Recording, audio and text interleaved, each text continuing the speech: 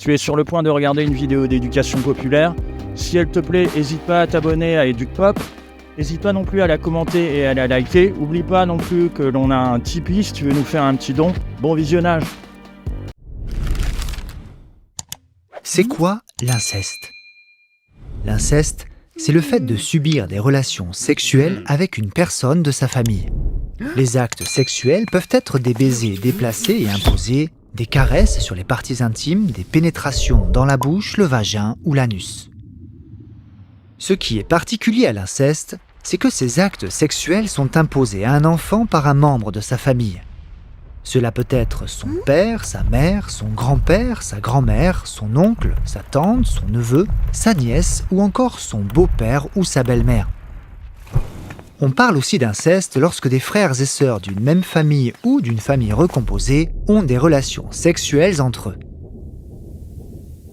En France, l'inceste est interdit. C'est une infraction punie par la loi. Une personne de moins de 18 ans ne peut jamais donner son accord à des relations sexuelles avec une personne de sa famille. Dans tous les cas, il s'agit de violences sexuelles. Parfois, ces gestes sont imposés avec autorité dans un rapport de domination, avec des violences physiques et psychologiques, des menaces et du chantage. Mais souvent, l'agresseur approche l'enfant avec douceur et gentillesse pour abuser de sa confiance. L'enfant peut alors ne pas comprendre qu'il s'agit réellement de violences sexuelles, surtout s'il est jeune. Il est ainsi condamné au secret et au silence. Subir l'inceste peut entraîner des conséquences sur la santé physique et psychique à court, moyen ou long terme. Au niveau psychologique, on peut avoir peur, se sentir triste, sale, dégoûtant, honteux, coupable, avoir envie de mourir.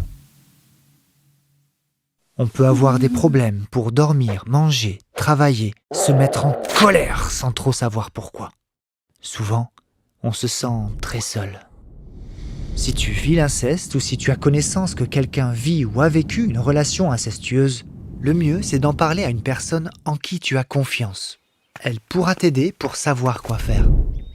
Tu peux aussi appeler le 119. C'est un numéro d'appel gratuit et confidentiel.